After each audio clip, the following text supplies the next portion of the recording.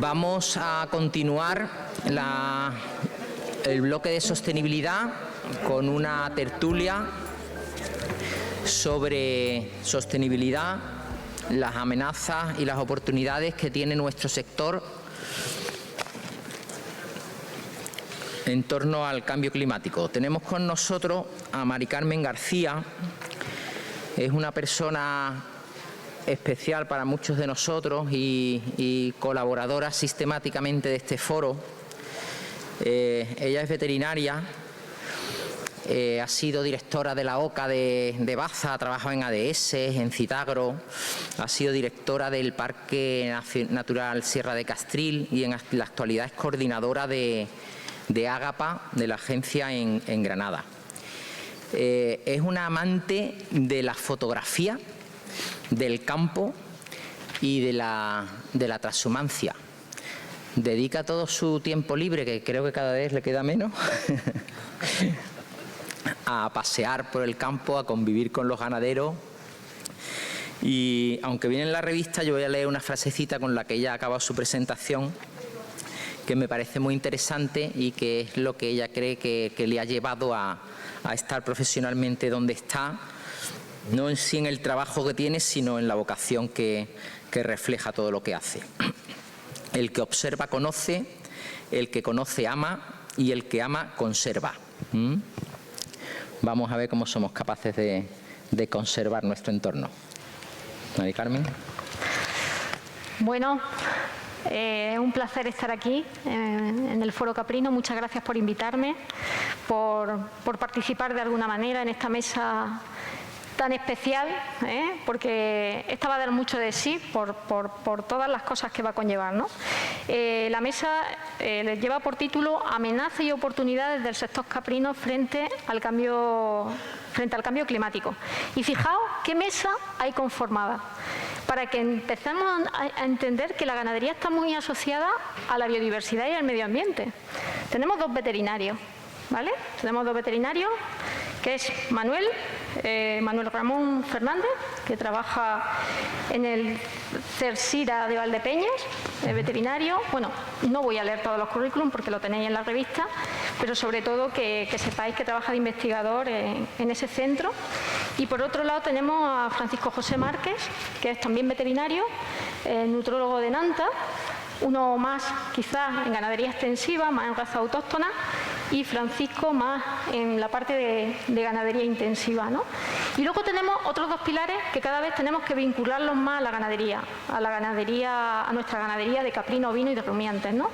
Tenemos a una ingeniera de montes, como es Elsa Valera, ¿vale?, que nos va a hablar sobre todo de los servicios ecosistémicos que genera la ganadería en nuestro medio. Y bueno, ya habéis escuchado a Pablo, ¿no?, biólogo, ¿no? Fijaos esas tres patas, ¿no? La veterinaria, la biología y la ingeniería de montes. Todo forma parte de un ecosistema y eso es lo que tenemos que empezar a que cale en la sociedad, ¿no? Como os decía, esta primera parte de la mesa, cada uno va a tener entre 5, 7 o 10 minutos de intervención de lo que viene haciendo, en qué está trabajando, para situarnos, y luego vamos a empezar lo que es el debate. Contamos y vamos a contar con vuestra participación, que espero que sea bastante activa, ¿vale?, tanto virtual como presencial. Así que doy la palabra, siguiendo el orden, ya que ha hablado Pablo, si tiene algo más que añadir. Me ha dicho que ahora en la mesa de debate entramos en el debate. Dejo hablar a los demás, que no me Así que Francisco José Márquez, cuando quiera, puede hacer su pequeña exposición de lo que hace y el tema que nos ocupa, cuáles son sus principales resultados. De acuerdo. Bueno, a pesar de que decíais que no pusiéramos transparencia, voy a ponerla para llevar una guía. Y a ver. Sí, oye, fatal, sí. A ver. A la página.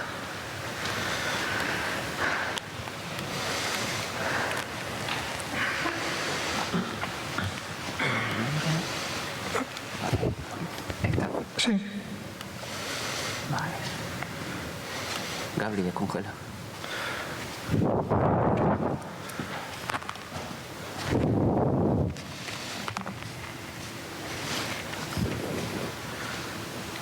No sale, ¿no? ¿No se ve en pantalla? A ver si...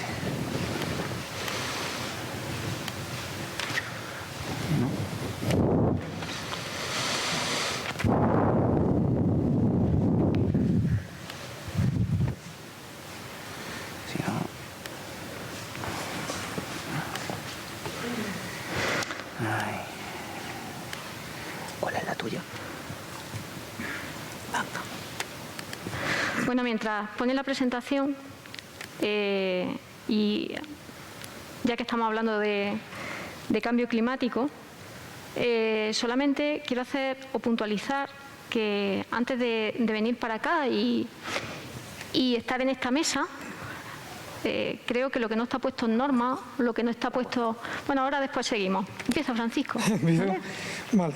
Voy a intentar ser rápido, o sea, lo más breve posible. Bueno, en primer lugar, agradecer por la invitación a la organización para poder exponer lo que desde Nanta estamos intentando hacer.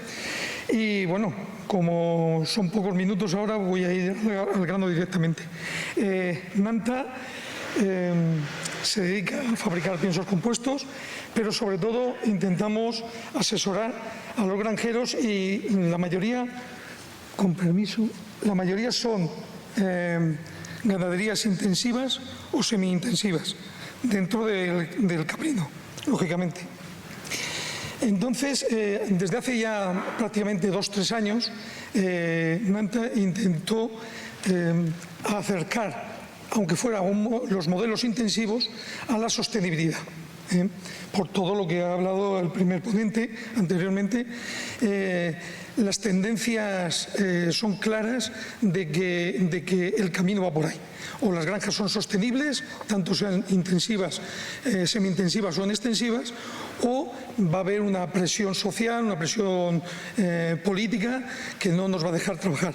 Esto no es inmediato, no va a ser para dentro de 1 año o 2, pero está claro que llegará. Entonces, Nanta lo que diseñó es el concepto de granja circular, que como pone ahí es un modelo certificado de sostenibilidad para granjas de rumiantes, certificado por AENOR, por supuesto no por nosotros, ¿vale? Entonces, está claro lo que estaba comentando antes, que Europa tiene un pacto verde europeo y se centra en lo que dicen de la granja a la mesa. Bueno, en inglés pone de la granja al tenedor, pero bueno, es lo mismo. Y de acuerdo a eso, de la granja a la mesa, va a hacer sus estrategias, como también estaban comentando anteriormente, tanto de la PAC, para las ayudas de la PAC, tanto en bienestar animal, que va a poner un enfoque muy directo ahí, y en una red de datos de sostenibilidad. Bien, pasamos ya directamente al proyecto de Nanta. Este proyecto ya se ha hecho en varias granjas de rumiantes, tanto de terneros, de ovino, como de cabras. Yo llevo el tema de las cabras. Entonces, los pilares de la sostenibilidad son 4, o son 3 más 1, que es sostenibilidad económica, ambiental y social. Lo que querría recalcar en que la sostenibilidad económica es fundamental. Las otras son importantes, pero esta es fundamental. ¿Por qué? Porque si la granja no es rentable, ¿para qué vamos a calentarnos la cabeza? ¿Para qué vamos a buscar relevo generacional? ¿Para qué vamos a buscar empleo? Es absurdo. O sea, en el momento en que la sostenibilidad económica no es viable, se anula el proyecto se anula el modelo de granja circular y se acabó. No se sigue trabajando. ¿De acuerdo? Perdón, voy a coger el agua.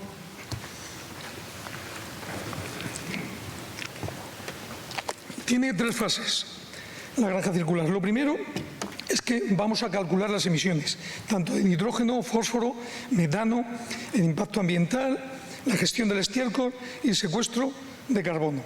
Una vez hecho eso, pasamos ya a lo que es propiamente la calificación de granja circular, en el que miraremos los 4 parámetros que he dicho anteriormente, las 3 sostenibilidades y el bienestar animal. Y luego, nosotros hacemos como una preauditoría, los que trabajamos en Nanta, y corregimos los fallos o los posibles fallos que pueda haber, y luego viene un empleado, una persona externa a nosotros, que es de AENOR, que es un inspector de AENOR, que será el que, por supuesto, y como tiene que ser, sin ningún tipo de favoritismo y escrúpulo, tiene que ver que todo se está cumpliendo. Y entonces le dará la calificación A, B o C. C es que no ha pasado, que se ha hecho todo bien, y B, que no ha salido todo bien, pero siempre tiene que salir la sostenibilidad económica, que es lo que he dicho anteriormente. Si no sale, se va fuera. Una vez hecho eso, si el granjero quiere ampliar o quiere todavía avanzar más, tenemos un manual de buenas prácticas de manejo, un decálogo, que se basan en todos estos parámetros. Es muy largo de contar, por supuesto no lo voy a contar, pero son en nutrición, sanidad, bienestar, zootecnia ambiental, bioseguridad, residuos, economía circular, mano de obra y registros. Como he dicho anteriormente, la sostenibilidad tiene que ser ambiental, social y económica. Social, por supuesto, mediremos también cómo están los empleados, eso se valora, la antigüedad que tienen, cuántas horas están ordeñando, horario, por supuesto que sea legal, lógicamente, eso es evidente, ¿vale? Y aquí, por ejemplo, tenemos unos cálculos de emisiones, simplemente que se vea qué se hacen. Los cálculos de emisiones se hacen por los animales y según el estado productivo, ¿vale? Por la granja y por kilos de leche producido y por kilo de proteína. Ya sabemos que cuanta más proteína, más nitrógeno, puede haber más contaminación, etcétera, ¿vale? Todos estos parámetros son fórmulas matemáticas que ya existen, no se las ha inventado Nanta, que a nivel internacional existen y que dan unos resultados. Si esos resultados no son favorables para pasar el control, pues no se calificará la granja. Aquí vemos los inputs, que son el global, social, que cada uno tiene una importancia dentro de la granja circular.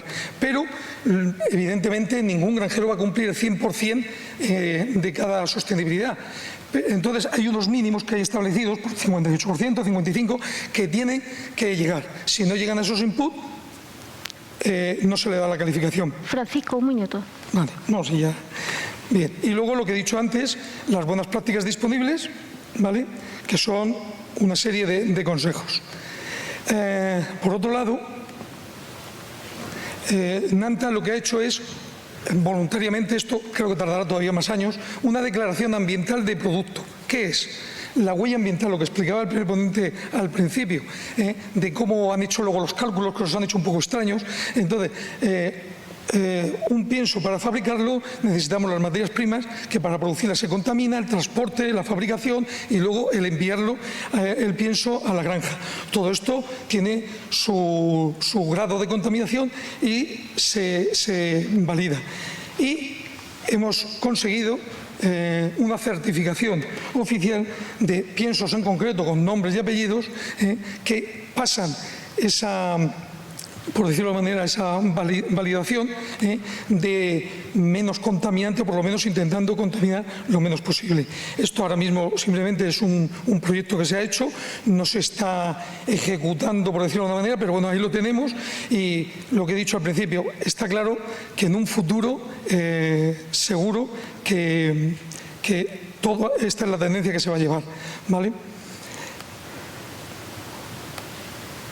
Y ¿por qué se ha hecho lo de la granja circular? Pues como indico ahí, nos hemos anticipado para dar respuestas a la sociedad, mejorar la rentabilidad, yo estoy hablando de granjas intensivas, ¿vale?, para diferenciación de productos, y una posibilidad de creación de alianzas de crecimiento y de futuro. En resumen, lo que se intenta, nosotros no llevamos tema de transhumancia y de extensivo tampoco, intentar acomodar la producción intensiva del caprino a la mejor sostenibilidad del planeta, para que seamos menos criticados por la mayoría de la gente que aparte no sabe lo que está criticando. Que eso ya, si acaso, en la mesa redonda podemos hablar más. Y nada más. Muchas gracias, Francisco.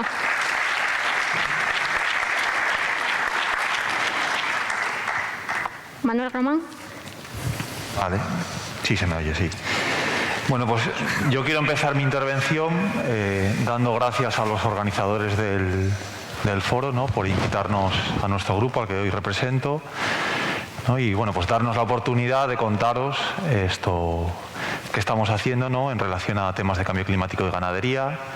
Luego también tener la oportunidad de conocer qué están haciendo otras personas en la lucha, ¿no?, frente al cambio climático, que como sabéis es un problema muy complejo, ¿no?, y que se puede abordar, como vais a ver, desde perspectivas muy diversas y todas muy útiles.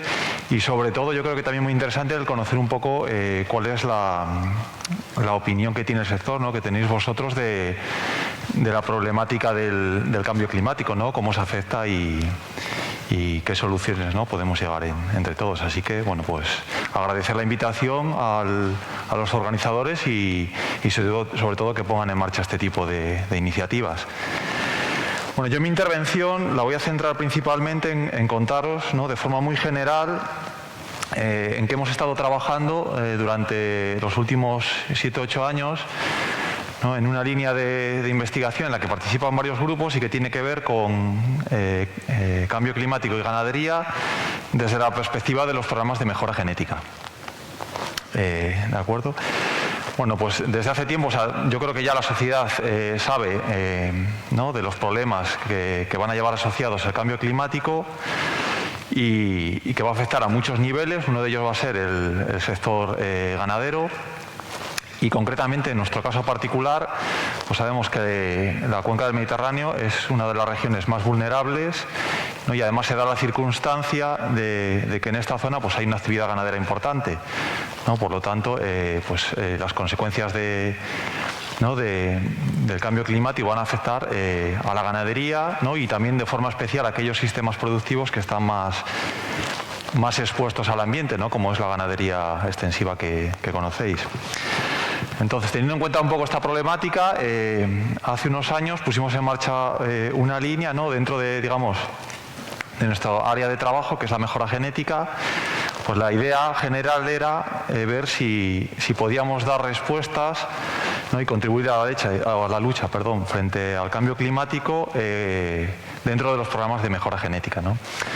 Entonces, por aquel entonces nos planteamos una serie de cuestiones.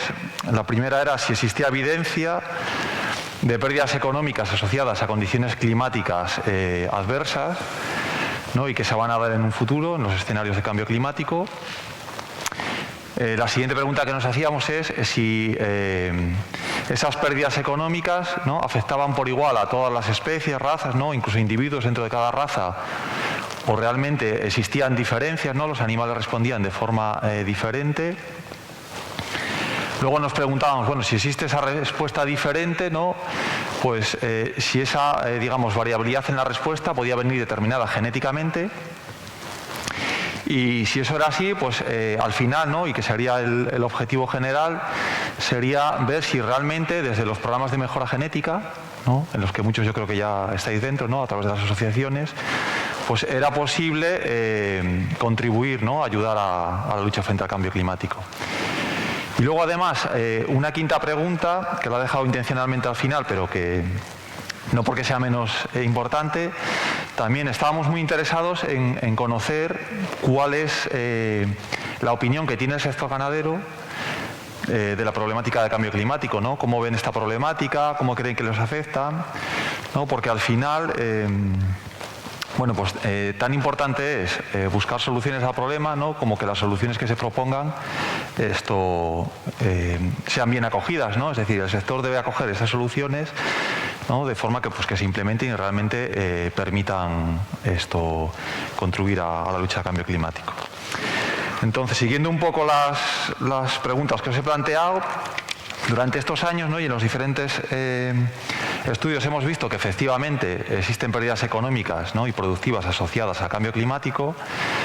Nosotros para rumiantes lecheros que trabajamos tanto en vacuno lechero como en ovino y caprino de leche hemos visto que estas pérdidas en la situación actual pueden oscilar desde un 2% hasta un 8 o un 10% del beneficio anual de la ganadería, que no es para nada despreciable, ¿no? Y además, si hacemos estos mismos ejercicios con los escenarios de cambio climático futuro, ¿no?, que se esperan, pues las pérdidas son mayores. Luego, efectivamente, hemos visto que el cómo afecta o cómo va a afectar el cambio climático, sobre todo centrándonos en temas de estrés por calor, a las diferentes especies, razas, ¿no?, y individuos, pues es diferente. Es decir, existe variabilidad, los animales responden de diferente forma, unos lo hacen mejor, son más tolerantes, ¿no?, están mejor adaptados, otros lo hacen peor. Y bueno, pues esto está relacionado con muchos aspectos, tanto las condiciones climáticas de la zona donde se desarrolla la actividad, como efectivamente la especie o la raza de la que tratemos, ¿no? Pues razas más especializadas, con niveles productivos muy altos, van a ser más sensibles que razas locales, ¿no?, más adaptadas al medio, más rústicas. Luego vimos que efectivamente parte de esas diferencias en la respuesta al estrés por calor, ¿no?, en la adaptabilidad de los animales, estaban determinadas genéticamente, y por lo tanto era posible el plantear, ¿no?, el tratar de mejorar, ¿no?, la adaptabilidad de nuestros animales al cambio climático a través de los programas de mejora genética. Y luego ya en lo que sería el último punto, pues empezamos a probar diferentes estrategias, ¿no?, que buscaban un equilibrio entre, efectivamente, productividad, ¿no? Al final, como ya han dicho otro compañero, los sistemas deben ser rentables, ¿no?, deben garantizar la sostenibilidad del sector a largo plazo, pero a la vez que conseguimos esa mayor productividad, pues tratar de ver que nuestros animales son cada vez más resistentes o responden de una mejor manera a las consecuencias que se esperan a futuro, ¿no? Y ya para concluir mi intervención, bueno, pues el mensaje final, al menos desde la perspectiva de los programas de mejora genética de nuestra área, es que sí se puede hacer frente al cambio climático como parte de los programas de mejora genética. Podemos ayudar a mejorar la adaptabilidad de los animales a los escenarios climáticos futuros. Y otro mensaje es que es necesario empezar a trabajar desde ya. Esto, evidentemente, no vamos a abandonar lo que estamos haciendo y tirarnos, no digamos, únicamente a temas de adaptabilidad y cambio climático, pero yo creo que es importante empezar a trabajar poco a poco, ¿no?, medidas pequeñas, ¿no?, como por ejemplo instalar una estación meteorológica en una ganadería, empezar a tomar registros, ¿no?, ser un poco conscientes de cómo afecta el ambiente a nuestros animales y a las producciones, ¿no?, de forma que pues, de aquí a unos años digamos que tengamos mayor capacidad de respuesta para el escenario que se plantea. ¿De acuerdo? Y eso es lo que os quería contar. Muchas gracias, Manuel. Muchas gracias. Elsa. Sí. Bueno, pues primero dar las gracias a la organización, a Juanma, también a Sara, y bueno, pues agradeceros estar aquí hoy. Un placer también tener a Mari Carmen moderando esta mesa de lujo. Y nada, yo os he traído 4 diapos muy cortitas, un poco para contar. Yo creo que la idea de esta mesa, ¿no?, lo hablaba con Sara, es que no acabe siendo que nosotros soltemos el rollo, sino que haya un espacio realmente de intercambio con vosotros. Entonces os he traído algunas imágenes justo para, si las consigo cargar, a ver, un poco para explicar o para ilustrar un poco el mensaje. Como decía Mari Carmen, yo soy ingeniera de montes y hay gente que me pregunta, venimos ahora con Pablo de un foro de razas tradicionales en el macizo de Les Vosges, entre Francia al lado de Alemania, y la gente me preguntaba, ¿cómo una ingeniera de montes, qué haces tú aquí, ¿no?, si nosotros nos estamos peleando con los ingenieros de montes porque quieren plantar más árboles y no podemos meter el ganado, ¿no? Y yo les explicaba que en el Mediterráneo el bosque no se puede entender, si somos honestos, el bosque y las dinámicas forestales no se pueden entender sin la ganadería. Un poco lo que os explicaba Pablo, ¿no? Y entonces, en ese sentido, digamos que mi trayectoria viene, yo empiezo a trabajar o a interesarme en la ganadería porque me interesan mucho los incendios. Cuando digo que me parece un mundo apasionante, mucha gente se ríe, pero tiene que ver con que los incendios son un fenómeno muy complejo y que explican pues una tensión no resuelta entre la sociedad y el medio en el que vive. Y es en ese medio donde la ganadería o los usos tradicionales tienen mucho que decir. En estas diapos lo que os muestro a la izquierda es un primer mapeo que hizo la Agencia Medioambiental Europea en 2012 de dónde están los sistemas naturales, los sistemas de alto valor natural, que son esos sistemas que se empiezan a definir y que cada día tenemos más claro que no se trata, cuando hablamos de espacios donde la biodiversidad es muy alta, no solamente hablamos de bosques vírgenes y sin tocar, que es algo que es un sueño húmedo de un botánico o de los botánicos, pero no responde a nuestra realidad, seguramente en Europa y en otras partes del mundo tampoco.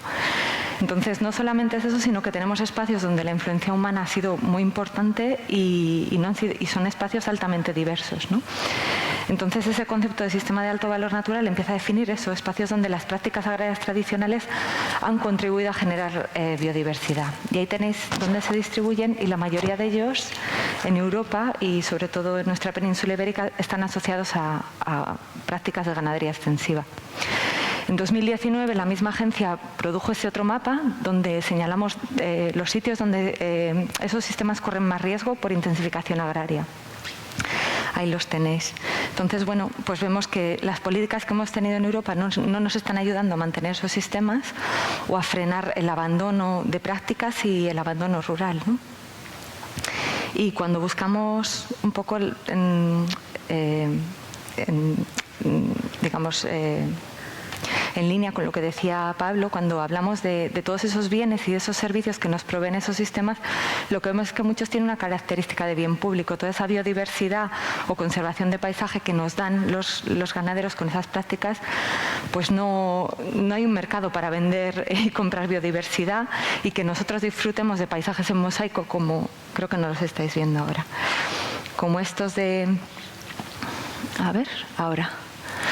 que disfrutemos de paisajes en mosaico como estos que están en el Pirineo, que eso es pura conservación ganadera, son paisajes netamente ganaderos. Ese disfrute que nosotros hacemos, el ganadero ni nos puede hacer pagar por ello ni nos puede impedir disfrutarlo. Y esa falta de apropiación de esos beneficios que genera para la sociedad y que no les retribuimos hace que su provisión sea cada vez menor, ¿no? Porque decimos que este tipo de ganaderías no son rentables frente a otras porque precisamente esos beneficios no tienen un mercado donde se vendan y se compren. También sabemos que la sociedad, y ahí yo creo que tenemos que aliarnos con la sociedad y explicar que esa ganadería principalmente lo que hace es cuidar esos servicios culturales que cada vez son más importantes. Como decía Pablo, mientras nos movemos hacia sociedades donde tenemos más renta, residimos más en zonas urbanas y tenemos más educación, nos importan más los servicios culturales frente a servicios de provisión. No es tanto la necesidad de me tengo que alimentar mañana, eso está cubierto, pero nos importa la vinculación que tenemos con el paisaje, los lugares de recreo y cómo es el territorio en que vivimos y qué biodiversidad tiene, ¿no? Y entonces en ese contexto, pues claro, la ganadería extensiva que estamos perdiendo nos lleva pues a paisajes como estos que estamos teniendo. Esto es en Cataluña, pero nos lo podemos encontrar en otros lugares donde la masa forestal, lejos de estar en peligro, lo que está es aumentando. Cada vez tenemos más bosques y los que tenemos son cada vez más densos, más homogéneos, menos biodiversos y más vulnerables al fuego. Y bueno, y estamos perdiendo ese paisaje en mosaico, ¿no? Son paisajes cada vez más homogéneos que entonces cuando llega el fuego encuentra un combustible, bueno, paisajes dispuestos para arder, todos ellos, y llegar a estados mucho más homogéneos cada vez.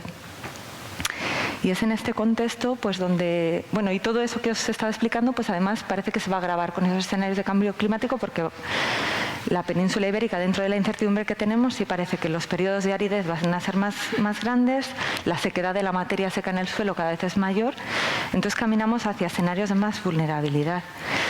Y es aquí donde la ganadería extensiva pues nos puede ayudar justo a empezar a pensar en prevenir los incendios y no solamente en extinguirlos, en ayudar a los medios mecánicos y reducir esos costes, porque necesitamos intervenir menos en el monte con medios mecánicos, porque tenemos unos excelentes desbrozadores naturales que aportan otros servicios, no solamente la reducción, Y en ese sentido, en Andalucía tenéis un programa paradigmático que es la red de áreas pasto cortafuegos. El esquema de la RAPCA se está exportando a otros sitios. Yo trabajo en Cataluña y ahí se está copiando el sistema de la RAPCA. ¿Cómo vamos a pagar a ganaderos para que hagan prevención? No sabemos, pero Andalucía es el modelo a seguir. O sea que de eso podéis estar muy orgullosos. Y la RAPCA pues, nos cuesta muy poco dinero. Realmente, con un 1% del presupuesto que se dedica a prevención de incendios, estamos cubriendo unas 6.000 hectáreas del territorio en las que se está trabajando a un coste muy bajo, de unas 137 euros por hectárea, cuando hacer un desbroce manual, pues menos de 200 euros por hectárea no nos va a costar. Cuando yo empecé a trabajar en la RAPCA, había algunos técnicos, yo creo que eso ya se ha superado, que nos decían que cómo íbamos a pagar a los pastores, que es que eso era una indecencia y que si se pagaba un pastor, pues ahora todo el mundo se iba a hacer pastor, porque ¿qué era esto de pagar por pastorear? Entonces, pues bueno, eso fue un poco el motor de mi tesis, donde yo empecé a preguntar a la sociedad andaluza, en concreto en Málaga, si la sociedad estaba interesada en pagar a los pastores y si la sociedad quería un cambio en cómo se hace la prevención de incendios. Y lo que aprendimos es que sí, que la gente, antes de tener una maquinaria pesada, preparábamos escenarios como estos, ¿no?, de valoración económica, donde a la gente le preguntas cuánto prefiere ese cambio y cuánto está dispuesta a pagar por ese cambio. Y lo que veíamos es que la gente, pues por persona y año, los malagueños estaban dispuestos a pagar unos 11 euros para hacer la prevención de incendios con pastoreo en vez de hacerla con un bulldozer, por ejemplo, ¿no? Y para cambiar la estructura de esos cortafuegos y que fueran estructuras más adhesadas y no tanto pues esas líneas verticales de alto impacto ambiental y de poca eficiencia a la hora de extinguir un incendio. Y bueno, cuando uno empieza, esto es lo último que os quería contar y espero que esto motive el debate, cuando uno empieza a trabajar en estos temas, y eso le ha pasado a muchos compañeros, ¿no?, ingenieros que empezamos a trabajar con la ganadería, y uno empieza con los incendios y acaba pues enamorándose del sector y pensando cómo viabilizarlo, ¿no? Porque si no es viable, no tendremos a esos ganaderos. Entonces, diferenciar el producto y dar a conocer a la sociedad que está preocupada por los incendios y que reconoce el valor de la ganadería, ¿no? Si ahora veis las noticias, todo Sierra Bermeja, acabo ya, se habla de la ganadería. En el momento que te sacan el incendio de Sierra Bermeja, después se habla del pastoreo. Bueno, esto es una iniciativa en Cataluña y otra en Extremadura, donde se está empezando a diferenciar ese producto, a etiquetar ese producto que tiene un valor añadido para la sociedad, que lo pueda reconocer y que entienda que la ganadería puede ayudarnos a proteger contra los incendios. Y hay consumidores dispuestos a consumir productos de calidad y que producen externalidades positivas. Y esto es todo. Muchas gracias.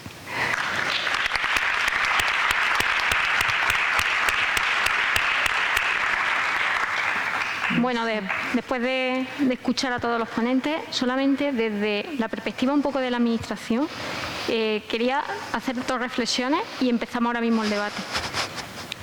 Lo que sale todos los días en prensa y cada vez más. Digo una frase, que esa me llegó al alma, además en un periódico como El País, con un gran impacto a nivel nacional. Comer carne destruye el planeta.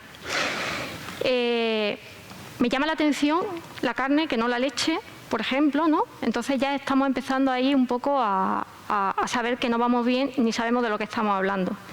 Me he cogido las dos leyes de cambio climático que hay, la Ley de Cambio Climático Nacional, la 7/2021, que tiene 9 títulos y 40 artículos y un montón de folios.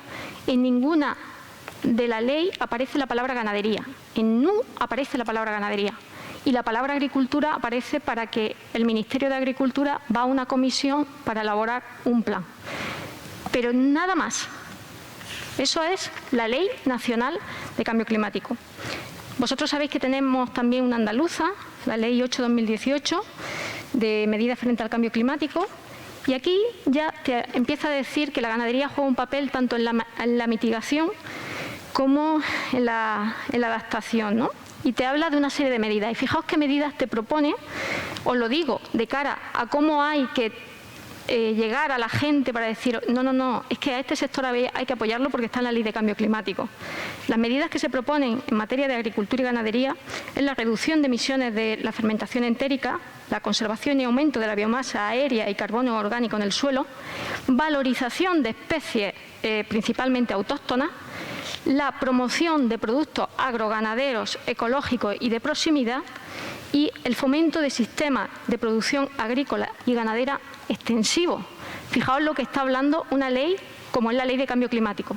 Eso hace que el sector, los que estamos aquí hoy, cuando se vaya a hablar sobre lo que decía Pablo, sobre esa paz que tiene que ser fuerte y que tiene que ser verde, a la primera norma que hay que acogerse es a esto. Vuelvo a insistir, en el día a día de la administración, lo que no está escrito, lo que no está en una ley, lo que no está reconocido no existe. Pero ahora viene el segundo problema. Te habla aquí de ganadería extensiva. ¿Y qué es eso? No lo tenemos tampoco regulado. No lo tenemos regulado. Y tenemos que hacer un esfuerzo grande por intentar regularlo. Porque si no, cuando llega a ciertos sectores donde hay que trabajar con eso, al no estar definido, lo que no está definido no existe, en definitiva, ¿vale? Entonces, quería hacer estas reflexiones que me parecen importantes. Y luego encima de la mesa hay todo un arsenal de cosas que tenemos que hacer uso de ellas. Mirad, tenemos el Plan Andaluz de Acción por el Clima 2021-2030 que está ahora mismo en borrador para hacer todas las alegaciones. Entonces, es importante que la ganadería esté ahí y haga sus alegaciones. Tenemos, bueno, pues fíjate, me he estado mirando todos los objetivos de desarrollo sostenible y la ganadería extensiva y nuestra ganadería asociada al territorio cumple más de la mitad de esos objetivos de desarrollo sostenible. Tenemos el Acuerdo de París. El Acuerdo de París, que siempre se nos olvida a todos, pero el Acuerdo de París lo que te dice es que tenemos que aumentar el 4% de carbono orgánico en el suelo. La principal causa de cambio climático actualmente son los cambios de uso de los suelos. Y os pongo un ejemplo y con esto os prometo que me callo ya y os doy palabra a vosotros. Ayer hubo una tormenta de un granizo tremendo en Puebla, en la Puebla de Don Fadrique, y tuve que subir. Fijaos, era un camino largo, recto. A este lado había cereal, rastrojeras, todavía de verano. A este lado había almendros y un montón de hortícolas. Parece que eran dos mundos diferentes. Dos mundos totalmente diferentes. Lo que había en la rastrojera es como si no hubiese caído nada. No había pasado nada. Nada. Al otro lado, los brócolis hechos polvo, la lechuga. El suelo del almendro había bajado al camino de abajo y había roto hasta el asfalto. Unas cárcavas y unos barrancos por falta de cubierta vegetal tremenda. O sea, la destrucción que se había provocado. Parece que había llegado el fin del mundo. No hemos gastado un dineral de la administración apoyando a esos sistemas productivos, ¿vale? Hay que hablarlo así. Y ahora tenemos que gastarnos otro montón de dinero reparando lo que ha hecho una sola tormenta. Por tanto, invito a los investigadores en este campo que se actúe también sobre adversidades climáticas que cada vez están siendo más fuertes en un mismo entorno. ¿Qué pasa cuando hay sistemas extensivos en ese entorno y cuando no lo hay, ¿no? Y bueno, público, adelante, hacer todas las preguntas que consideréis, si no vamos a ir sacando temas. Sara, ¿hay preguntas por ahí? Por ahora no. ¿Por ahora no? ¿No os preocupa este tema? Seguro que sí, ¿no?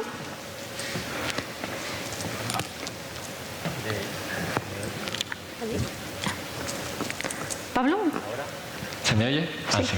De todas formas, yo quería incidir en una cosa que acaba de decir. Bueno, aparte de la indefinición de la ganadería extensiva, que creo que es un problema también de incomprensión, porque la extensividad es un gradiente, no es una línea roja a partir de la cual la ganadería es extensiva y maravillosa y a partir de la cual es intensiva. Y también puede ser buena, ojo, depende de cómo sea gestionada.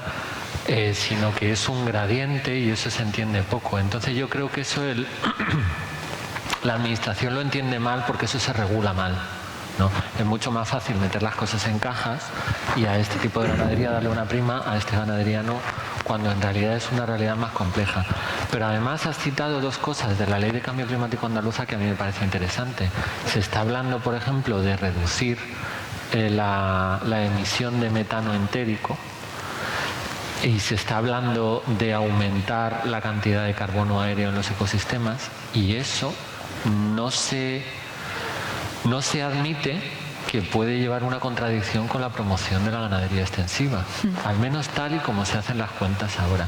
Y de hecho, cuando vemos al hilo del Acuerdo de París, ahora mismo el Reino Unido ha hecho una estrategia para ser neutral en carbono en 2030 y básicamente lo basan sobre todo en eliminar todo el ovino y el caprino, que ahora mismo el Reino Unido es el país de la Unión Europea, bueno, ya no es país de la Unión Europea, perdón, pero cuando lo era el país con más ovino de toda la Unión, de eliminar casi todos los sistemas de ovino extensivo que tenían un montón, para llenar todo eso de árboles.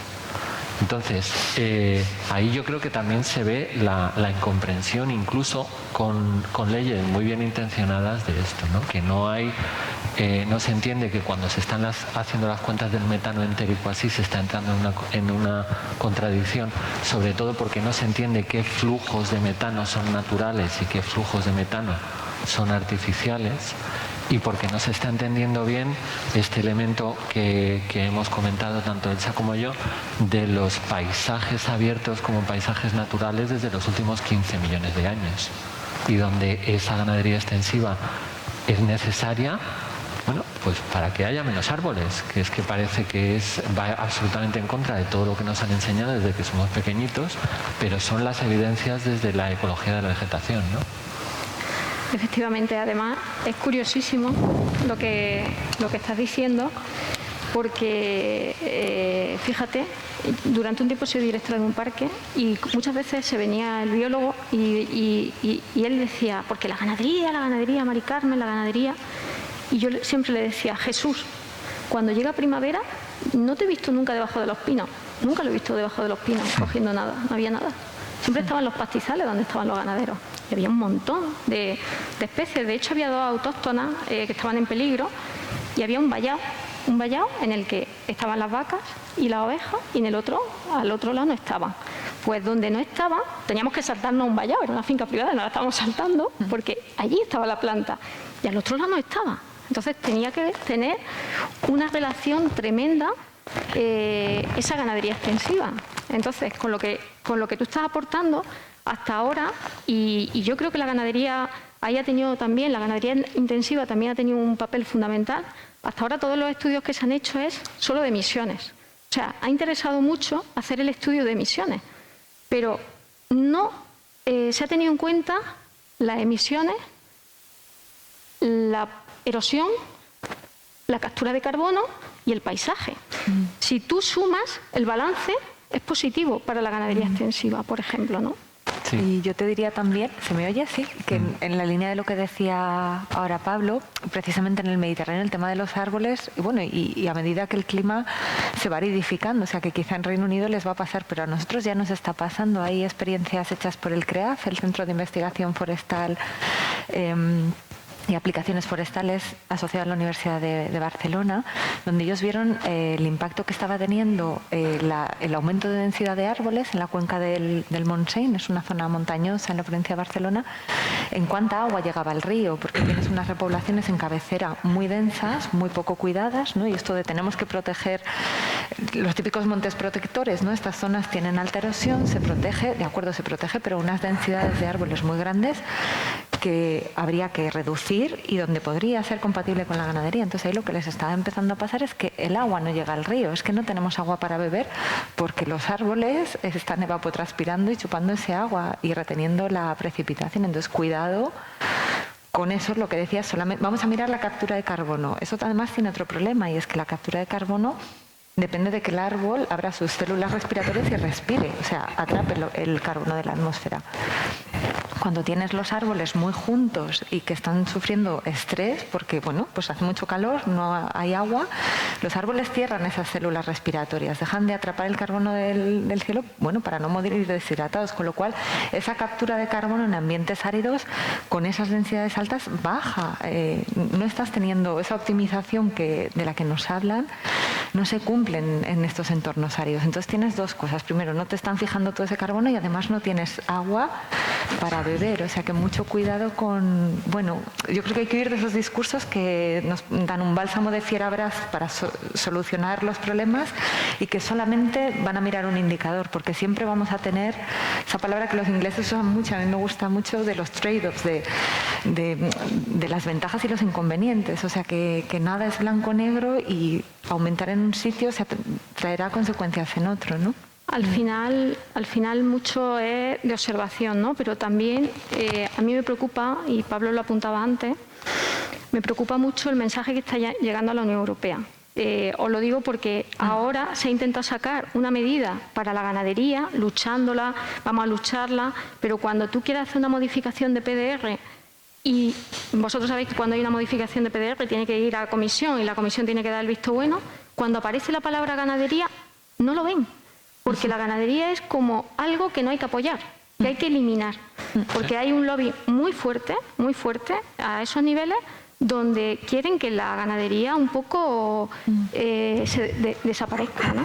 Sí. Entonces, creo que, y en esta parte soy un poco crítica, y voy a ser crítica con el sector, yo también pero el sector y el sector nuestro extensivo no ha sabido vender y no ha sabido difundir, no ha sabido divulgar y promocionar todo lo que hace el sector.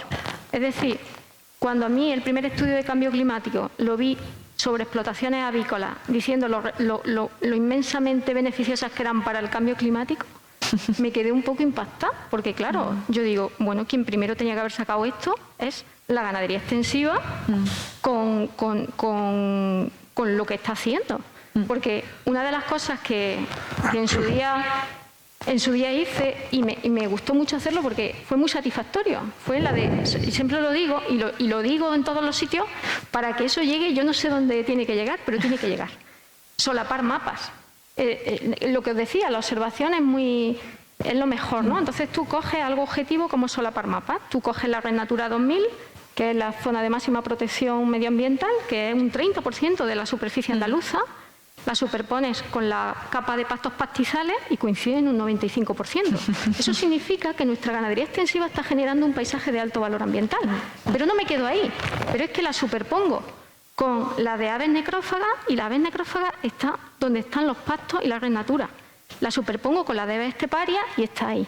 Le pongo la de los fuegos, y es donde menos fuego ha habido en los últimos años. Le pongo la de lo que decía Pablo, la red de vías pecuarias.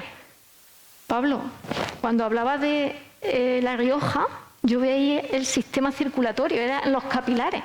Es que las vías pecuarias en España son el sistema circulatorio de nuestros suelos. Y el pasto es la piel de ese suelo. Entonces, cuando tú arrancas la piel, te pasa lo que yo vi ayer en Puebla de Don Fadrique, y cuando quitas esas vías pecuarias estás cortando los sistemas circulatorios, estás rompiendo ecosistemas. Entonces, esa era un poco lo que... Pero fíjate que cuando le superpones la capa de ayudas de la PAC, van todo lo contrario. Es donde menos ayudas de la PAC hay. Ponle también el del despoblamiento, y efectivamente son las zonas más despobladas, ¿no? Entonces, hay que cambiar ese chip, pero con cosas tan contundentes como esas, ¿no? No, que es que el ejemplo este que has dicho de la Puebla de Don Fadrique es muy bueno, porque toda esta idea de que la ganadería extensiva, las cabras, provocan erosión, provocan degradación del suelo, esto lo he estado hablando con Elsa estos días, que hemos estado también en un congreso en Francia.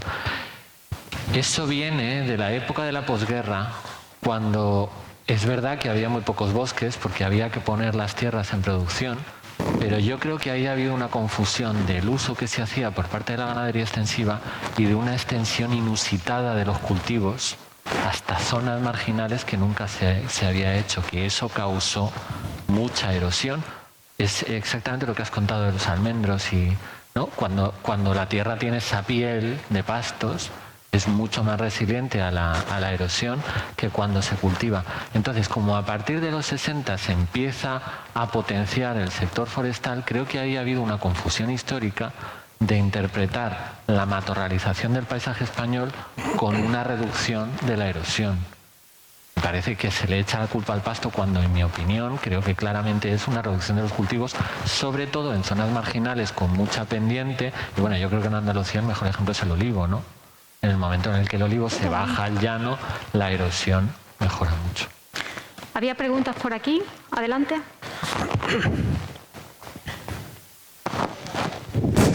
Vamos a ver. Buenas tardes.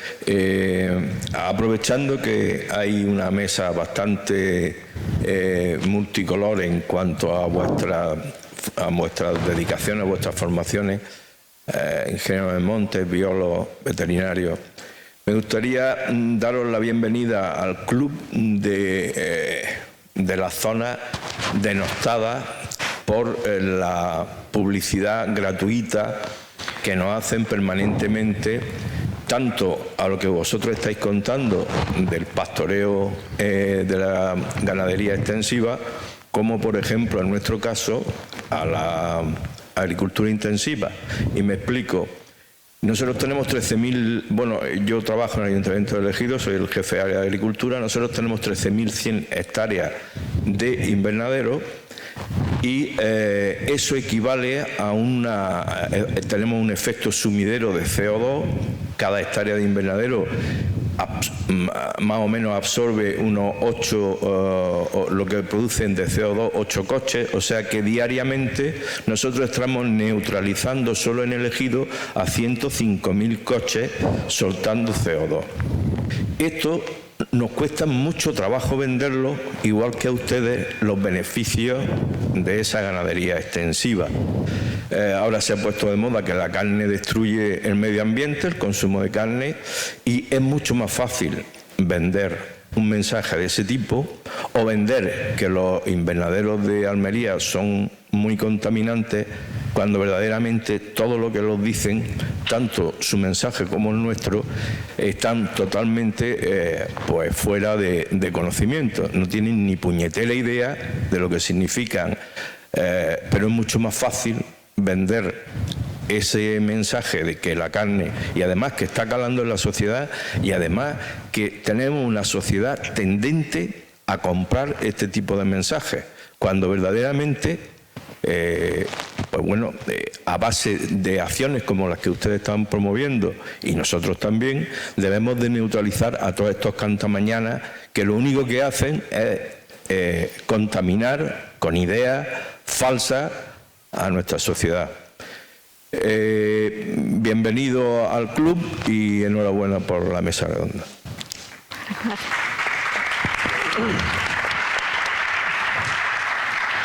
Con respecto a lo que ha apuntado, lleva toda la razón del mundo. Aquí hay dos sistemas y yo siempre lo he dicho, trabajo un poco en la administración, ¿no? Cuando a mí me decían que es más sostenible 25 hectáreas, si vamos a ponerlo, cultivo por ejemplo del almendro o un invernadero, yo soy rápida y tajante. Le digo por qué. En la unidad de trabajo agrario, alguien ha hablado antes de 3 términos: sostenibilidad económica, ambiental y social. Efectivamente, ahí está el equilibrio: sostenibilidad económica, ambiental y social.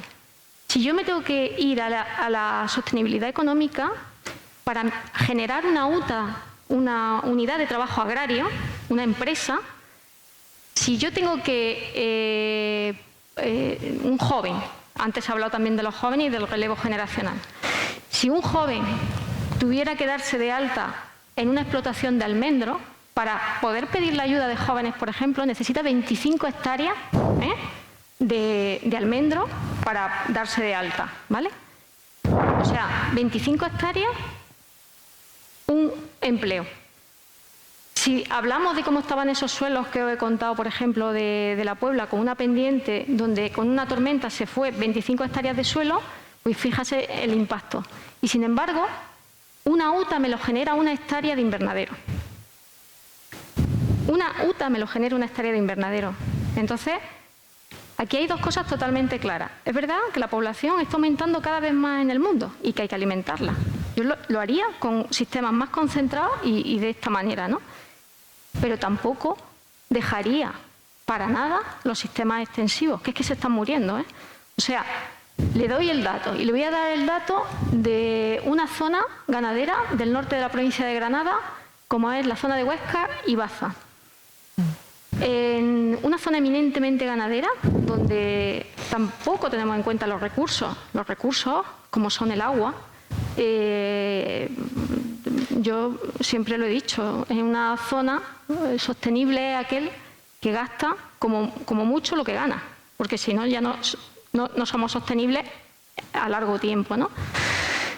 Una zona que era eminentemente ganadera, la población del sector ganadero tiene una media de 55 años, el 90%.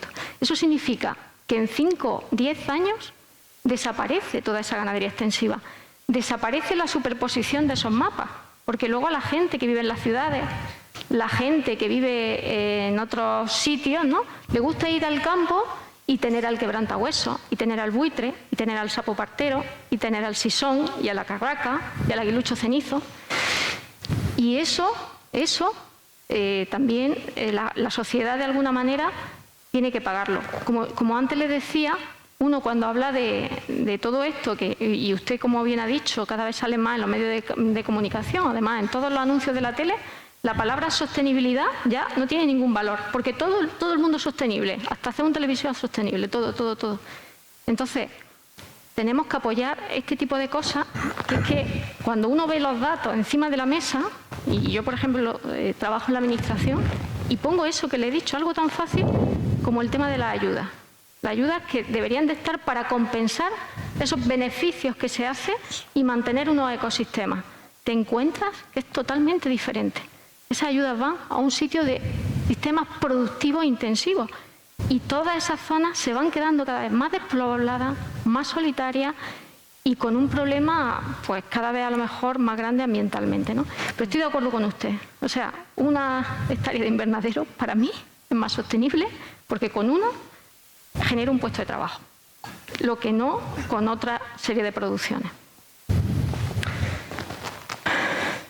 Sí, yo creo también que bueno, hay que tener un poco de cuidado porque yo creo que siempre desde todos los campos se intenta arrimar el ascua un poco, ¿no?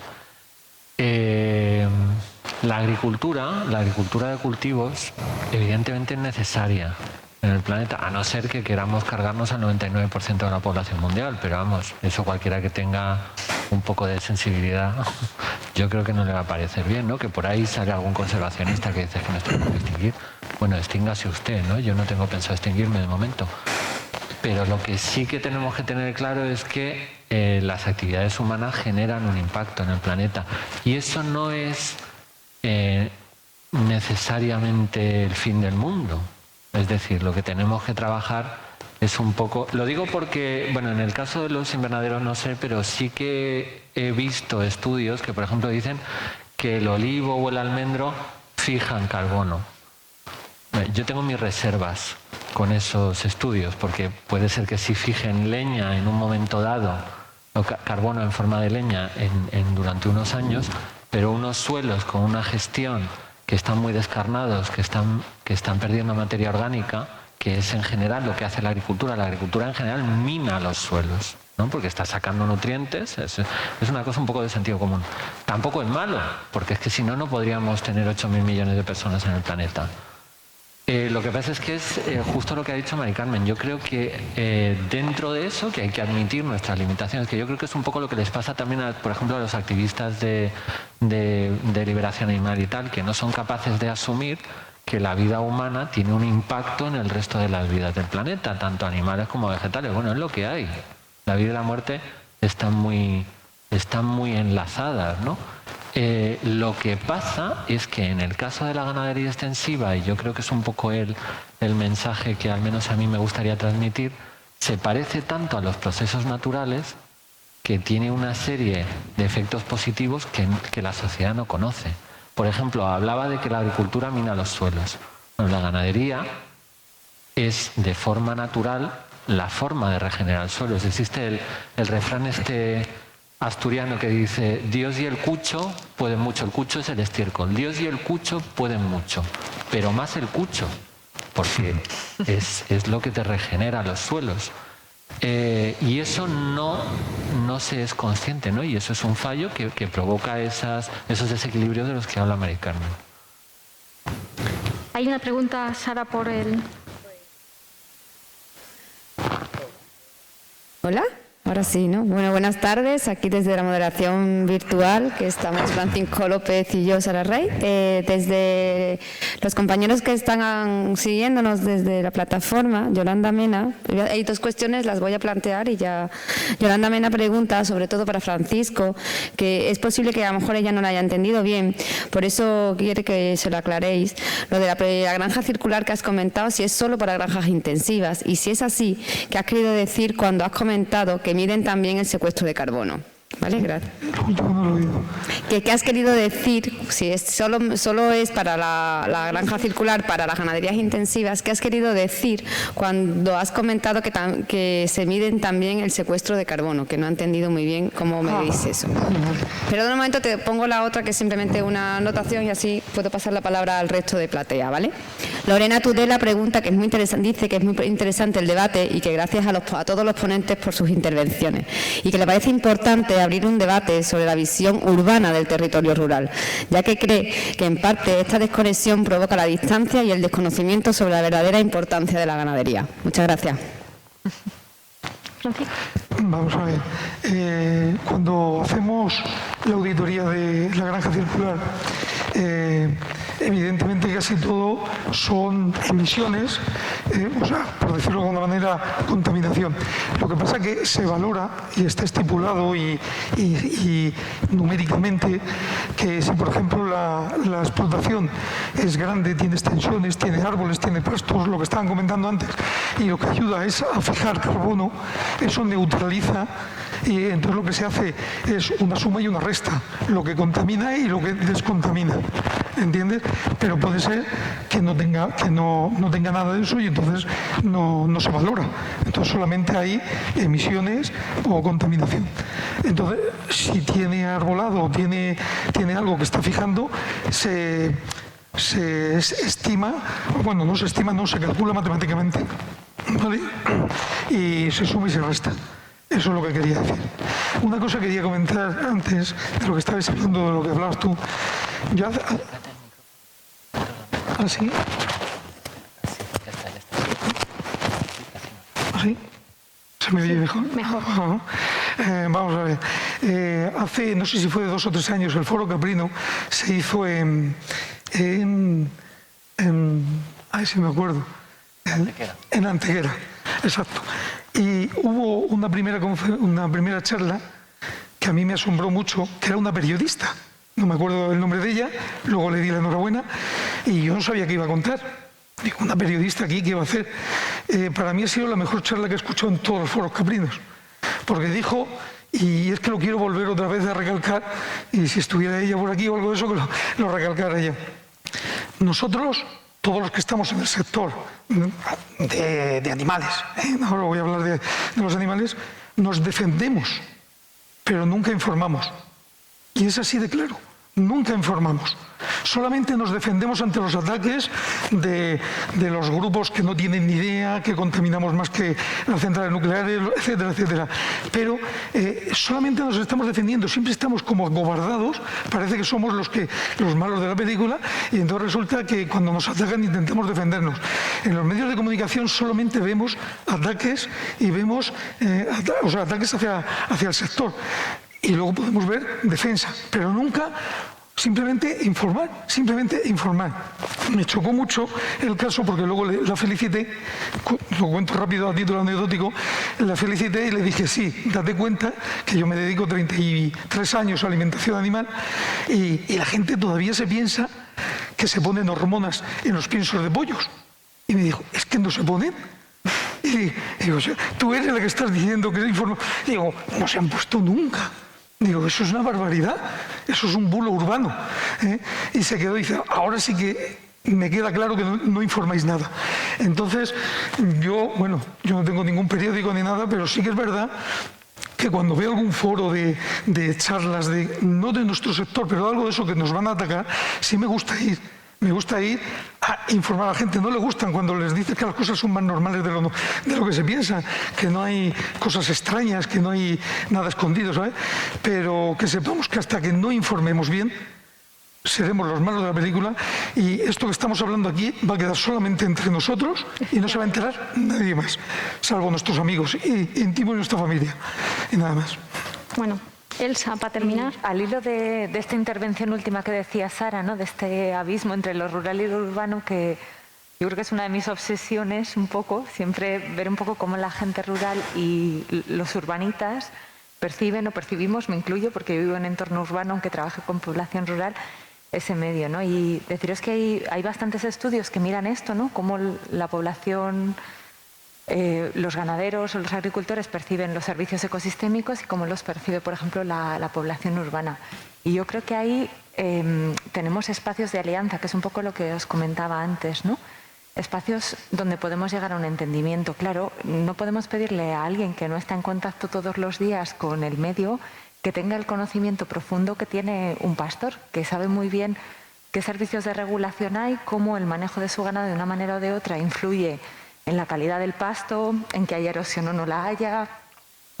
Bueno, todas esas particularidades que tiene estar muy cerca del medio todos los días. Pero la población urbana, yo diría que esa desconexión grande del medio no hace que no lo anhele. Y tenemos un buen amigo, por ejemplo, en Zamora, me gusta contar este ejemplo porque él vive en Arribes del Duero. Víctor tiene un turismo rural y tiene burro zamorano, o sea, tiene especies de razas tradicionales, y él siempre cuenta cómo la gente, pues a veces valora mucho más. Antes está muy bien ver una limoche, pero a la gente le gusta mucho más ir a ver el burro, entender cómo se gestiona, lo que hace el burro zamorano para proteger ganado ante el lobo.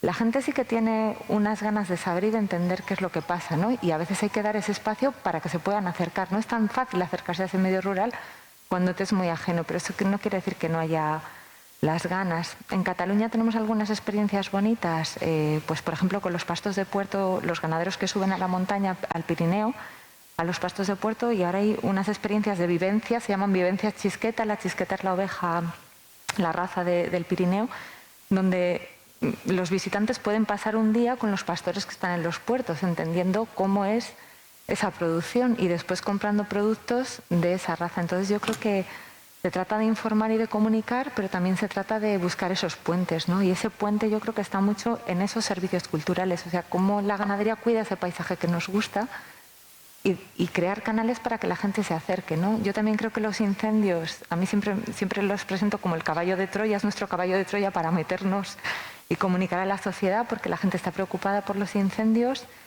y porque la sociedad sí percibe esto. La gente, yo hago talleres con gente con la que hablo de incendios, gente que pues, no tiene ninguna relación previa con este tema, más que lo que pueden ver en el telediario. Y una cosa bonita que me ha pasado alguna vez cuando hablamos de estos temas, ¿no? Yo hago estos talleres para preparar cuestionarios. Luego quiero saber cómo preparar un cuestionario para alguien que no sabe nada.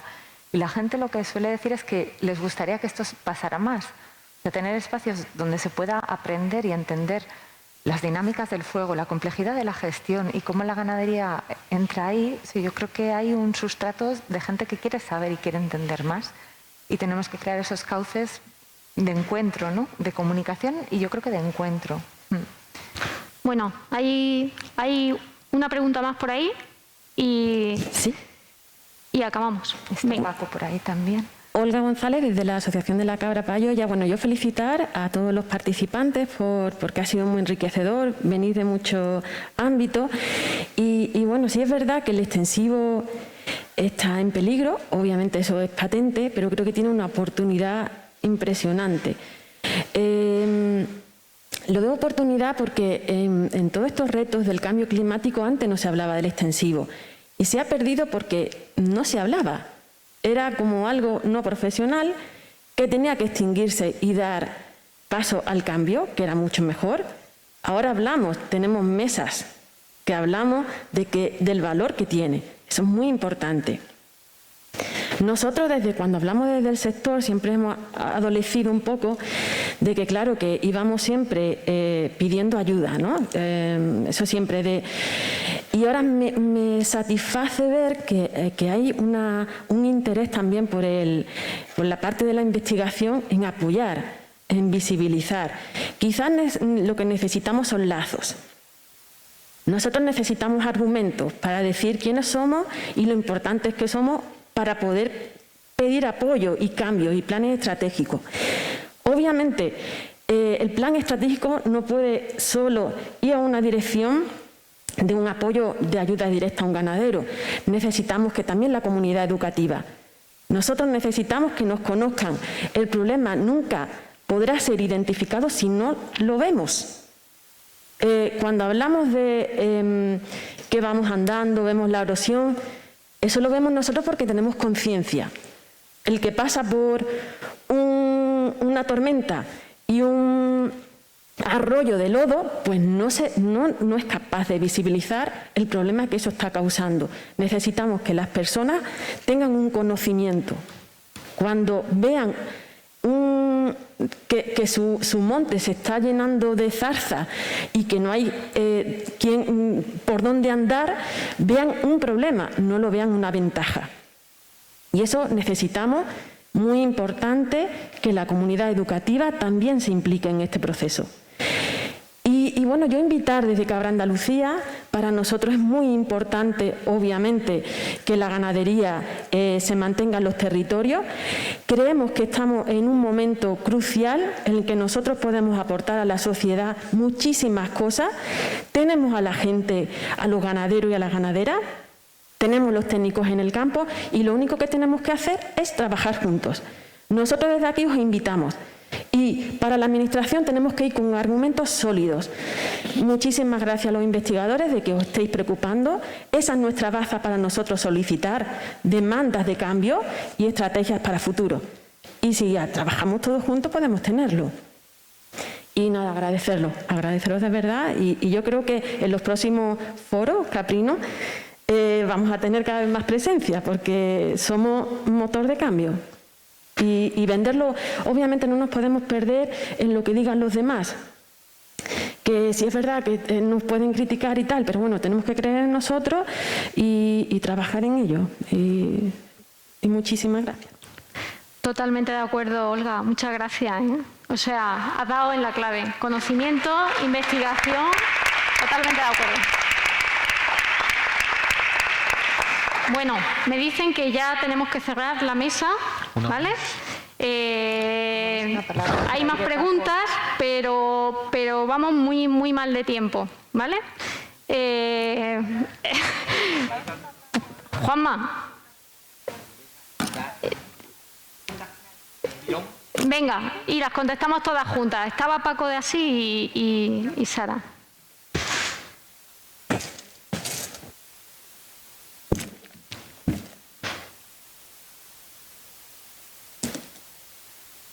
Sí, ahora. Nada, muchísimas gracias por esta mesa. Francisco Ruiz, de la Escuela de Pastores de Andalucía, muy implicado por el sector caprino en general. Yo creo que hay una base importante en la que hay que trabajar en el sector en general del caprino, que es esa base familiar que todavía este tipo de ganadería tiene en todos los tipos de sistemas.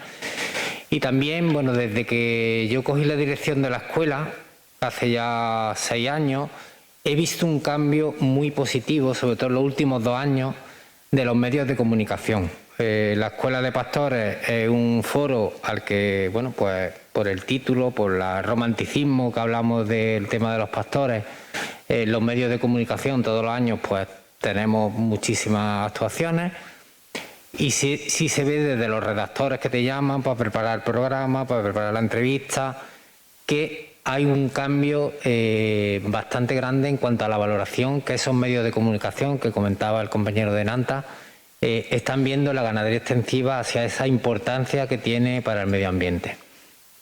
Ahora también es cierto que para los alumnos que cada año pasan por la escuela, como no se le dé una buena rentabilidad a la ganadería extensiva, por muchos castillos que nosotros nos estemos haciendo en el aire,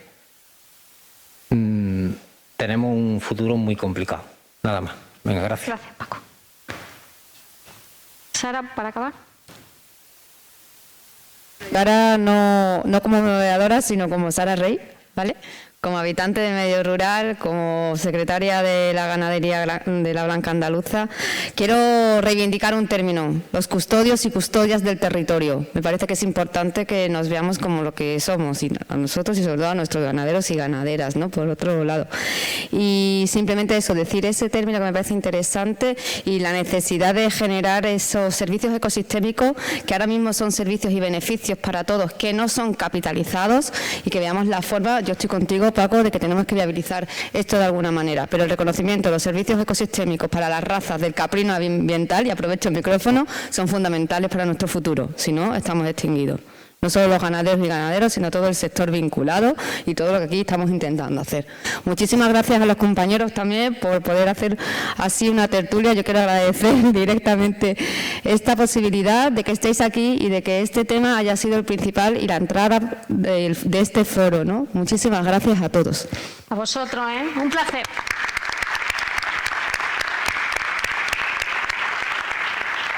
¿Una más? Hay una más. Adelante. Sí, se me escucha. Hola, buenos días a todos y a todas. Yo soy Francisca Iglesias, soy secretaria general de la UPA de Almería y también soy la secretaria de Ganadería de UPA Andalucía. Y además soy de Vélez Rubio, de la comarca de Los Vélez, de aquí.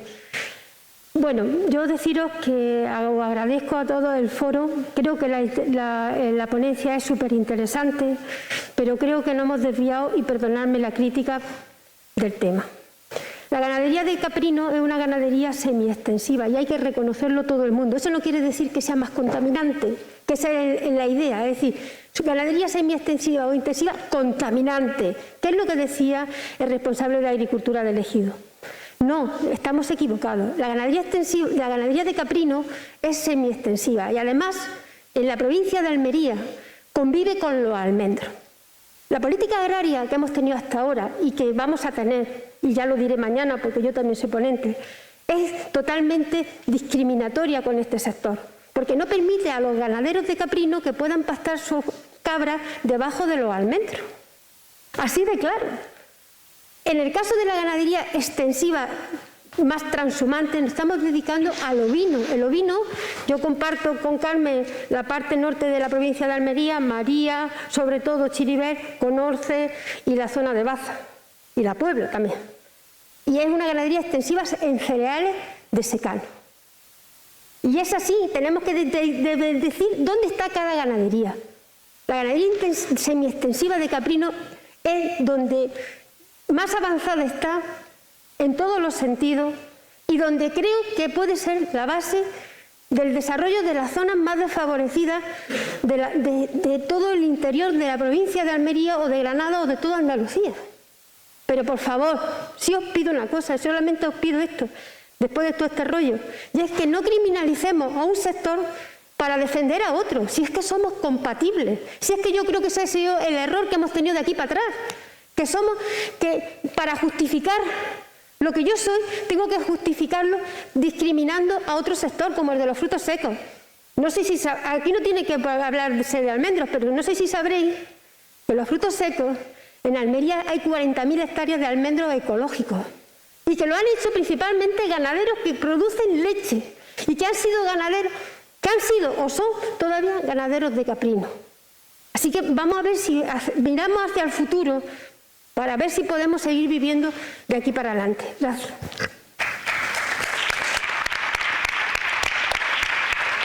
Paqui, totalmente de acuerdo. La ganadería semiextensiva tenemos que tender hacia ese tipo de producciones.